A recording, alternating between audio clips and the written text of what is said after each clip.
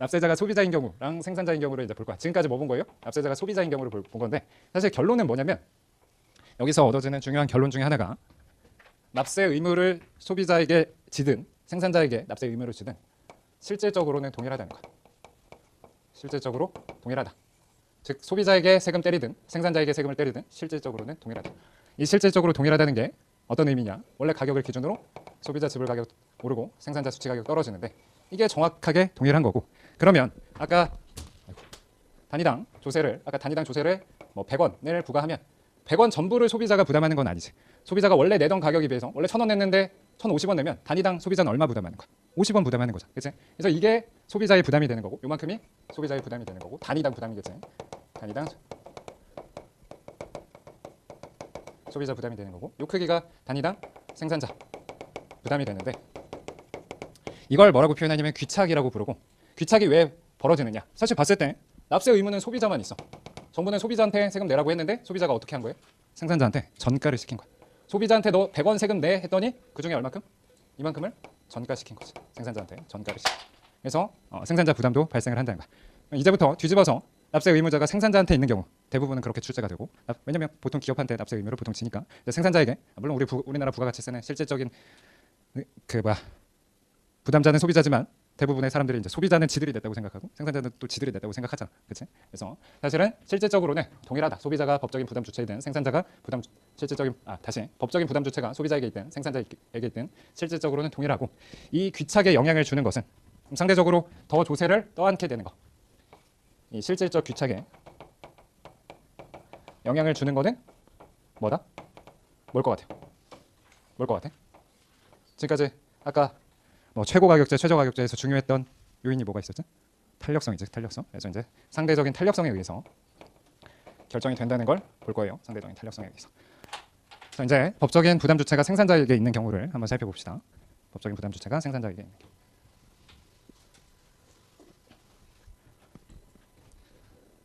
PPT가 좋아요, 판서가 좋아요? 한번 그래도 몇 시간 했으니까 설문조사를 해봅시다. PPT가 좋다. 판서가 좋다. 똑같다? 똑같다? 오케이. 자, 가봅시다. 생산자에게 조세가 부과됐다. 그러면 수요, 공급, 그리고 원래 가격, 거래량. 자, 이제 생산자에게 조세가 부과되면 어떻게 되겠어요? 공급이 줄겠죠? 공급이 준다, 생산이 준다. 혹은 어떻게도 표현할 수 있어요? 하나 더 생산하는 데 드는 비용이 증가한다라고 볼 수도 있고 그래서 공급 곡선이 이렇게 단위당 세금 크기만큼 상승한다는 거야. 단위당 세금 크기만큼 상승한다. 그래서 이제 세후 공급 곡선이라고 해서 하천자로 이렇게 T를 붙여줍시다. 세후 공급 곡선. 그럼 당연히 시장 가격은 P1으로 상승하고 거래량은 Q1으로 줄어든다. 거래량 줄어드는 건 아까랑 똑같은데 아까랑 차이점은 뭐예요? 시장 가격은 상승한다는 거야. 그래서 처음에 내가 설명했듯이 표면적으로 보이는 시장 가격은 바뀌어. 소비자에게 부과하면 수요가 주니까 가격이 떨어지고 공급자에게 부과하면 공급이 주니까 가격이 상승하고. 근데 실질적으로는 똑같다는 거예요. 무슨 얘기냐?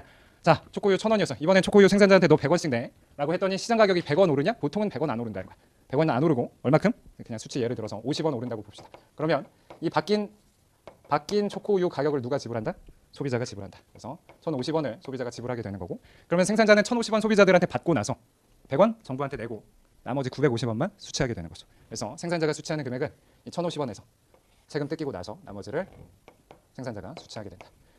그러면 여러분들 책에는 나와 있는데 그게 다음 페이지 왼쪽 오른쪽 그래프가 동일하다는 거죠. 납세자가 소비자인 경우 납세자가 생산자인 경우 다음 페이지에 보면 왼쪽 오른쪽 복사 붙여넣기를 했겠지. 그치? 그래서 왼쪽이 뭐예요?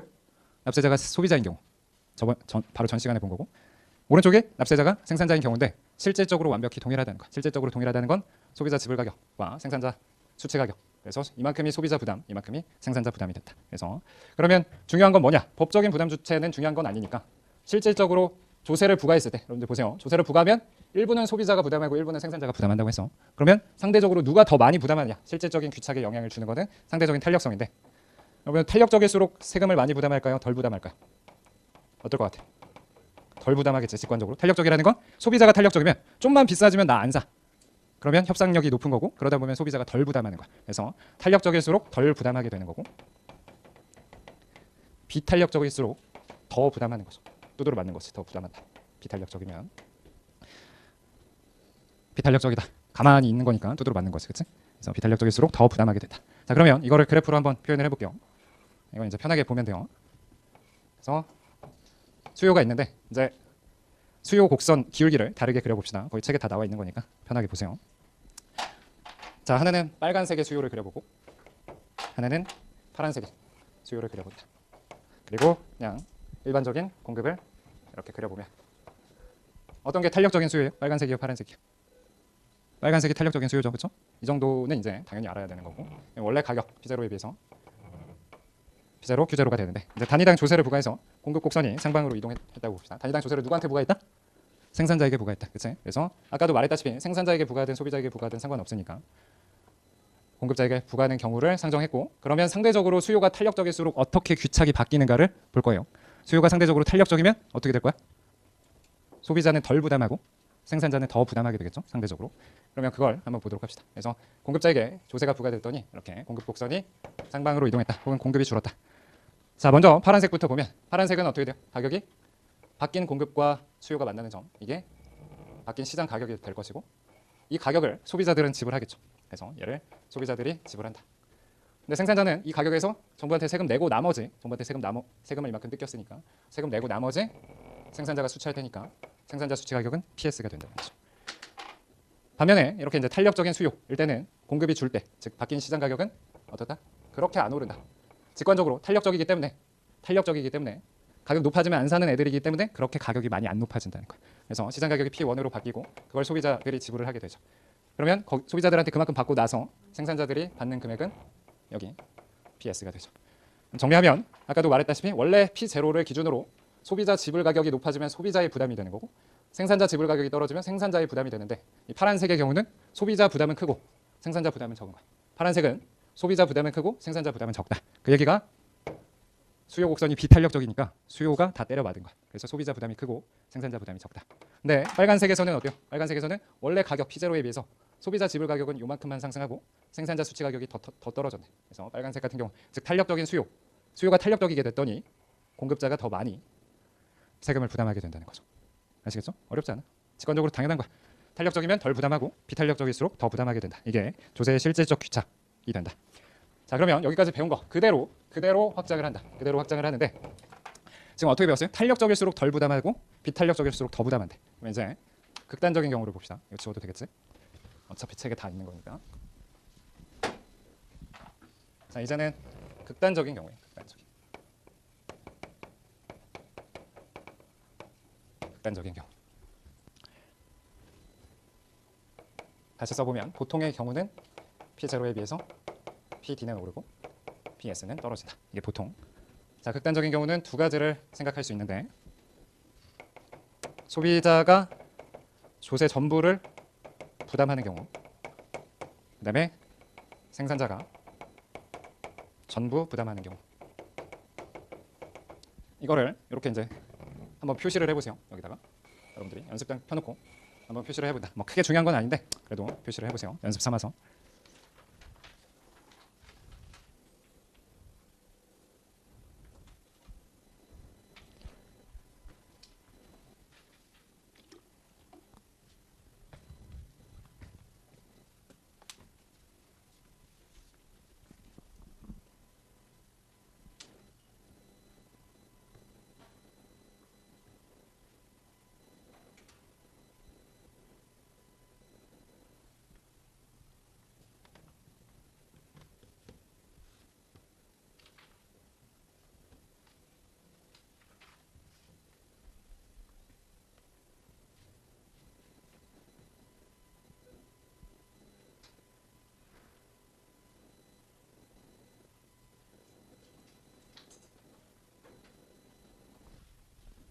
자, 같이 보면 이것까지는 뭐 필수는 아니니까. 자, 소비자가 전부 부담한다는 건 소비자의 부담은 아까 뭐라고 했어요? 자기가 지불하는 가격이 높아지면 그게 부담이라고 했었지, 그렇지? 근데 자기가 지불하는 가격이 얼만큼 높아지는 거야? 세금 크기만큼 높아지는 거야. 얘가 세금인데 세금 크기만큼 소비자 지불 가격이 상승한다. 세금 크기만큼 소비자 지불 가격이 상승한다. 그러면 생산자 수치 가격은 예전과 똑같다. 생산자는 전혀 부담을 하지 않는 거지. 그러면 그거를 말로 표현해 보면 예컨대 초코우유 생산자에게 100원을 세금을 부과했더니 1000원에서 1100원으로 가격이 바뀐 경우. 100원만큼 올라버린 거야. 그러면 1,100원에서 소비자한테 1,100원 받고 정부한테 100원 내도 생산자들은 여전히 1,000원을 받는 거지. 그렇지? 그래서 그게 이제 소비자가 전부 부담한다. 생산자는 전혀 부담하지 않는 경우인데 일단 중요한 거는 언제 그런지를 여러분들이 여기 쓸 줄 알아야 돼. 언제? 소비자가 전부 부담하는 경우, 생산자가 전부 부담하는 경우. 각각 두 가지가 있다. 언제? 말로 쓸 줄 알아야 돼. 이미 배운 거야. 이것의 극단적인 경우다. 자, 소비자가 다 때려 맞는다. 어떨 때? 수요가 비탄력인데 그냥 비탄력이 아니고 완전 비탄력. 마찬가지로 생산자가 전부 부담하는 거는 공급이 완전 비탄력적인 경우. 뒤집어서 이 경우는 또 언제가 그럴까요? 소비자가 전부 부담하는데 탄력적일수록 덜 부담한대. 그러면 완전 탄력적이면 아예 안 부담해. 누가? 생산자가 아예 안 부담하면 소비자가 전부 부담하는 거지. 그 얘기가 뭐야? 공급이 완전 탄력적일 경우. 수요가 완전 탄력적일 경우. 그래서 이거는 저기서 배운 내용의 극단적인 경우고 잘 알아둬야 된다.